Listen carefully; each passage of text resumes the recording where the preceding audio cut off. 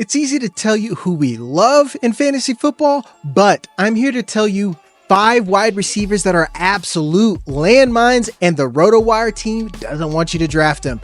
We're going to start out with Mike Evans. Another year, another analyst telling you that it might be the end for Mike Evans. But hear me out.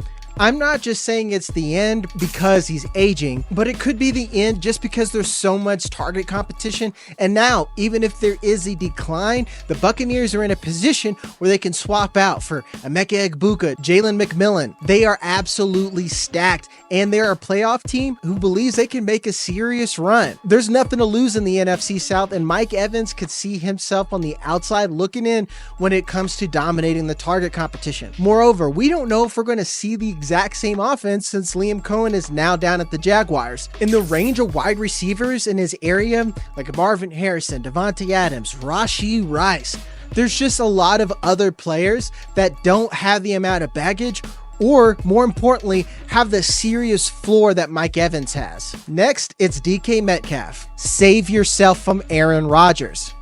Come closer.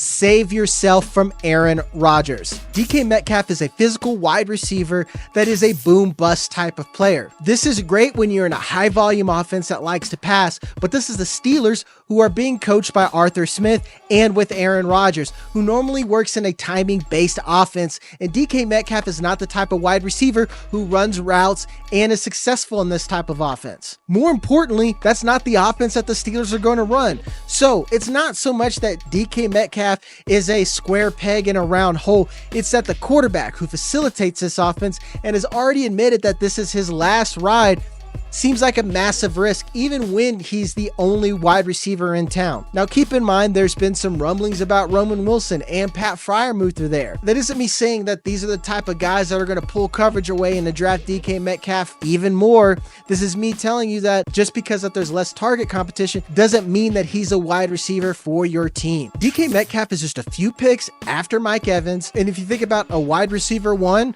especially for a better up-and-coming quarterback, Courtland Sutton's right there. Zay Flowers, sort of a low floor play, but I like his floor a lot more than DK Metcalf's. Devontae Smith is attractive. Jamison Williams is someone I would rather have if I'm going to go the boom bust route. When you think about a rush first offense that has another aging quarterback for another year, it's a hard pass for me. Next, it's Calvin Ridley. Same situation, different type of player. Whereas we have an aging quarterback with the Steelers, the Titans have their new young bucket, Cam Ward. This isn't so much about me hating Cam Ward, but I do understand that Cam Ward is a rookie quarterback, and it's more about me not being in on Brian Callahan as a coach. The best thing that he's done is be an offensive coordinator for Joe Burrow, T. Higgins, and Jamar Chase.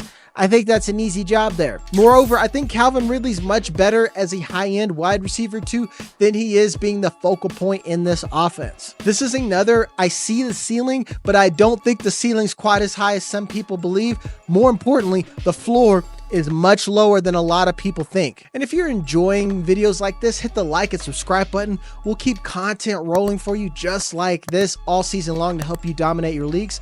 But more importantly, if you want to be a man that likes to fish themselves, you can have access to all of our data, rankings, and all these cool charts like I've been putting up just like this by going over to rotowire.com and then using the code YouTube15 where you can get 15% off your subscription to rotowire.com. And we're going to jump right back into it to Xavier Worthy. This is someone you're going to say, well, he was a rookie, but even in rookie standards, a lot of the metrics that we look for aren't very encouraging.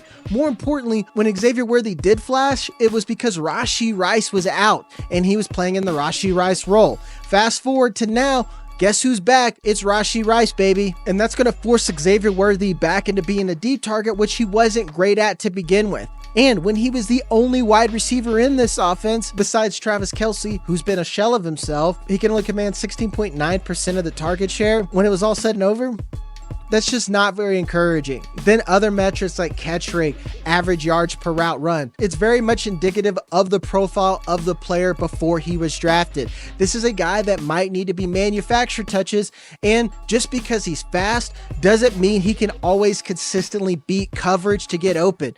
We'd like to compare him to Tyreek Hill just because he's one of the fastest players we've ever seen, but people forget that Tyreek Hill was a thick built guy who was able to beat physical coverage. Without a lot of those manufactured manufactured touches closer to the line of scrimmage that are likely going to go to Rashee Rice. And now we have Jalen Royals, who's redundant. We still have Travis Kelce. Noah Gray came on towards the tail end of last season. Marquise Brown's back.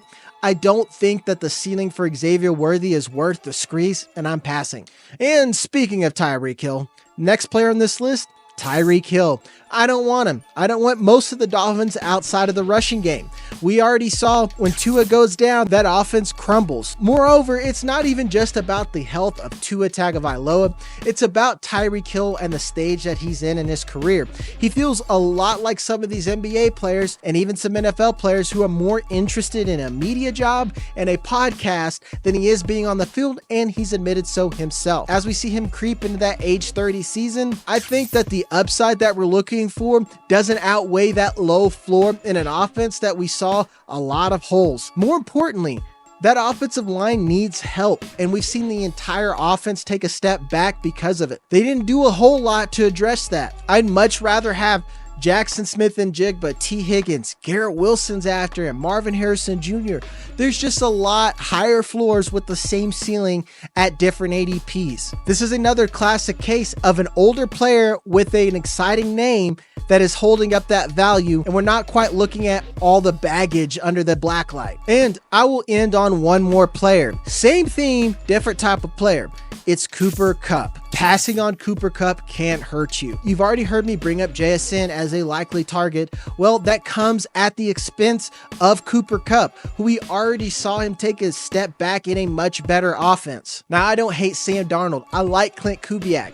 I like the running game. What I don't like is that they don't have an offensive line, and Sam Darnold isn't the best when he doesn't have an elite offensive line. And Cooper Kupp plays a redundant role, if not the lesser version of JSN. And then when you think about the other targets that they've brought in along with Elijah Arroyo, who could be a cheat code, Noah Fant is something. Kenneth Walker, we saw last season, can handle some targets. We already knew that Zach Charbonnet could as well. It seems that at best, Cooper Kupp is a wide receiver 2 or a third target within his own offense, and that's after having multiple injury-plagued seasons and him being an aging player. I know some of you are going to be tempted because, again, we have someone who is a Triple Crown winner, someone who's been a stalwart of a lot of our fantasy teams, but this is what happens. Father Time is undefeated, and you could be undefeated by just letting someone else take the Cooper Kupp problem and maybe target some of these other younger players within his range. Both 49ers receivers like Jawan Jennings, Ricky Pearsall,